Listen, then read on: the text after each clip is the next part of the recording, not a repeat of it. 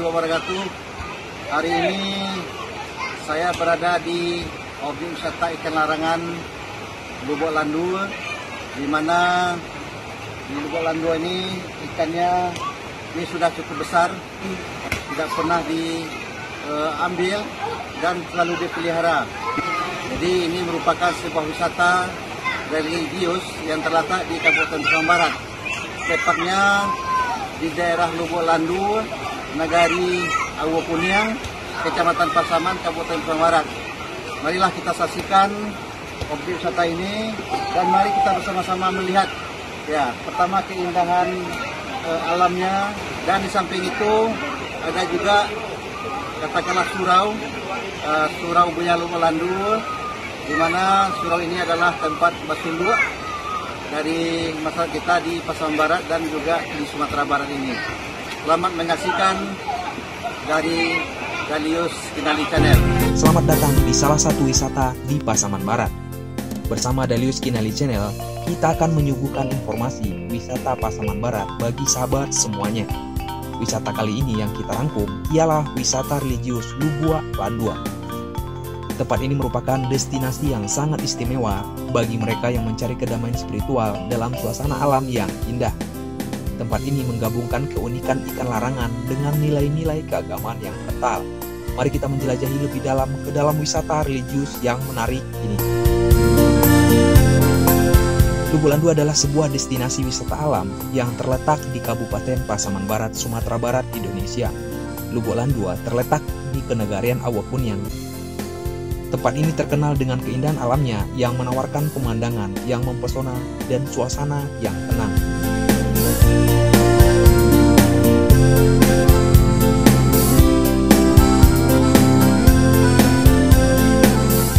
Nama Lubuk Landu berasal dari bahasa Minangkabau yang artinya kolam yang dalam. Pada masa penjajahan, Lubuk Landu menjadi tempat yang populer bagi masyarakat setempat untuk berkumpul, berenang, dan bersantai.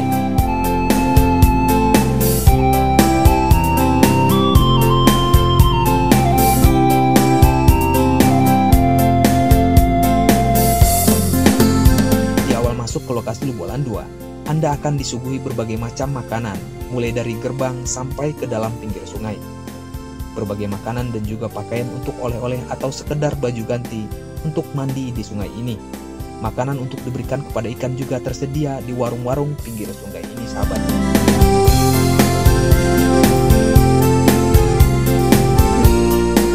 Di sini Anda akan menemukan aliran sungai yang jernih dengan air yang segar dan bersih.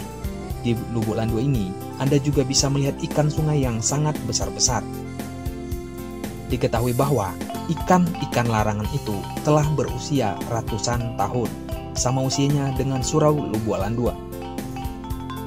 Ikan larangan ini jenis ikan sungai Gariang atau bisa disebut masyarakat setempat ikan air deras, dipelihara, diberi makanan, dan tidak boleh diambil sesuai dengan kesepakatan masyarakat masa dulu sampai saat ini.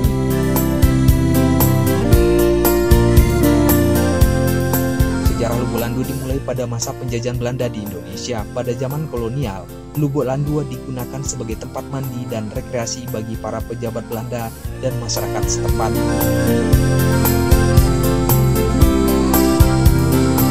Dulunya, ikan-ikan ini diberi uduhan semacam ilmu telo agar tidak dicuri. Apabila ada yang mencurinya, akan mendapat penyakit bahkan bisa mengakibatkan kematian. Objek wisata ini memiliki sejarah yang menarik dan menjadi daya tarik bagi wisatawan.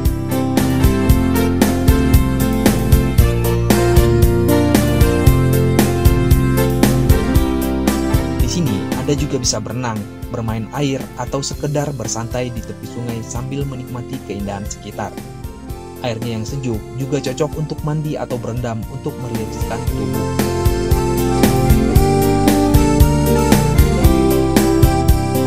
Ikan Lubuk Landu ini pernah mengalami mati massal akibat banjir bandang yang membawa lumpur tanah setelah terjadinya gempa pada tahun 2022 yang lalu di Pasaman Barat, tepatnya di Kajai.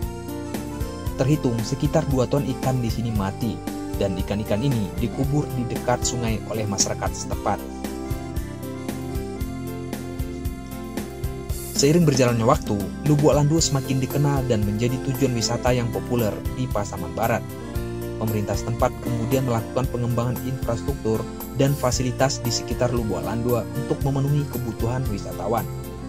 Saat ini, Lubuk Landu telah menjadi destinasi wisata yang ramai dikunjungi oleh wisatawan lokal maupun mancanegara.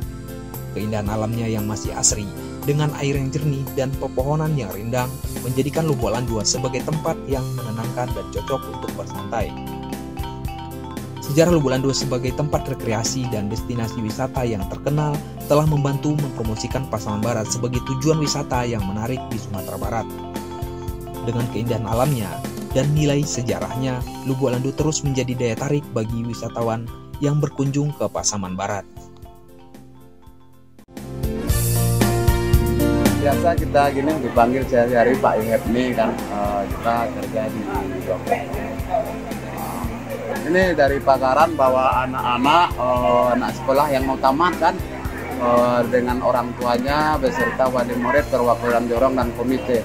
Ada sekitar 60 personil ya kita bawa hari ini, tambah sebagian anak-anak kecil.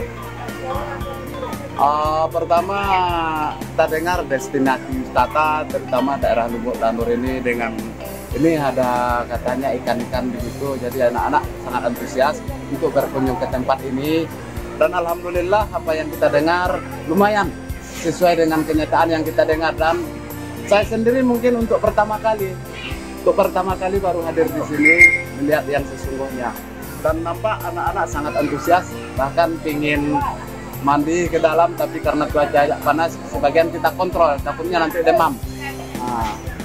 Dengan berbagai cerita yang ada di daerah kita ini kan, termasuk mungkin cerita-cerita rakyat yang sering kita dengar, daerah Lubuk Landu begini, daerah mulai dari Sejai atau guru-guru yang ada di sini kan, kemudian anak-anak kan begitu tertarik, sangat ingin, dan mungkin anak-anak kita baru pertama kali juga ke sini. Seperti yang kita saksikan, alhamdulillah mereka sangat antusias dan bahkan ingin bertahan lama di sini. Tapi mungkin waktunya tidak memungkinkan karena kita jauh dari Pagaran, nanti agak ke dalam daerahnya kan, ke Simpang Kalam, Mandilan, Talu sampai ke sini ya. Insya Allah di schedule kita kalau waktunya nanti mengizinkan, kita ingin anak-anak juga mengenal terutama sejarah-sejarah yang ada di sini, termasuk surau yang kabarnya kalau bahasanya ada bagaimana kalau kita mau nggak bisa kita ungkapkan. Penting mantap gitu aja. Kemarin kan kita ada ini dengar kadang kabar kalau mau masuk ke situ perlu ada ini. Alhamdulillah itu tidak ada, ternyata itu hanya cerita belaka. Kita bebas masuk, kalau mau belanja di sini terserah, kalau tidak mau nyumbang itunya, ternyata nggak ada yang diwajibkan di sini. Pelayanan mantap, kedai-kedai apa semua, kemudian nggak ada istilah pungutan liar gitu. Tapi kalau anak-anak nanti mau beli ini itu untuk ikan, itu kan urusannya personal itu. Destinasi wisata daerah kita ini semakin hari semakin mantap, pengunjungnya semakin ramai insya Allah. Yep. Dalius Kinali Channel, mantap, mantap, mantap.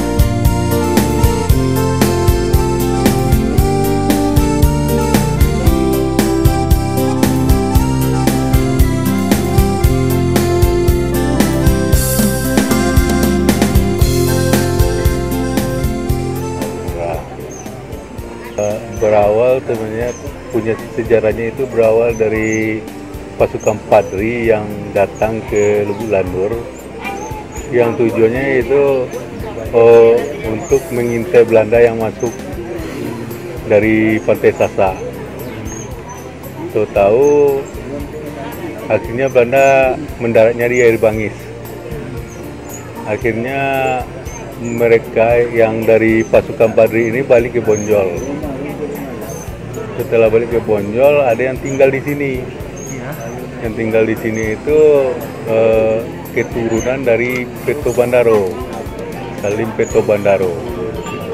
Dan beliau mulai membangun surau, beberapa kali membangun surau yang akhirnya ada 3 buah surau yang sudah beliau bangun, yang akhirnya berpindah-pindah, akhirnya ditempatkan di sini yang kita duduk sekarang ini.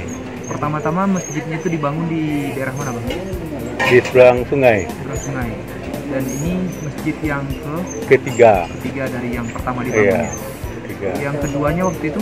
Keduanya itu jadi itu sekarang kan bagian dari rumah kadam yang mau memasakkan orang-orang Sulu.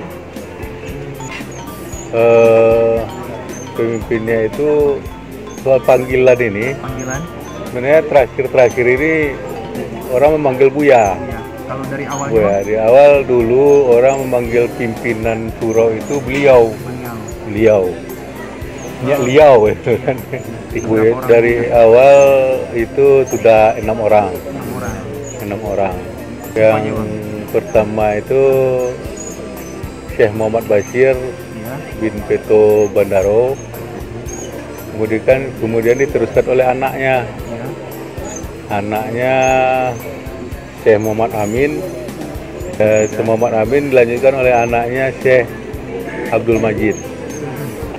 Jadi Syekh Abdul Majid diteruskan oleh adiknya Syekh Abdul Jabar. Syekh Abdul Jabar diteruskan oleh anaknya Tuanku Bahari. Setelah Tuanku Bahari meninggal, dilanjutkan oleh adiknya, anak dari Syekh Abdul Majid, Syekh Mustafa Kamal. Jadi begini, ketika surau ini didirikan, seiring dengan itu maka sungai yang ada dekat surau itu dilarangkan untuk diambil di masyarakat. Yang tujuan dari pendiri surau ini adalah bagaimana surau ini selalu bersih.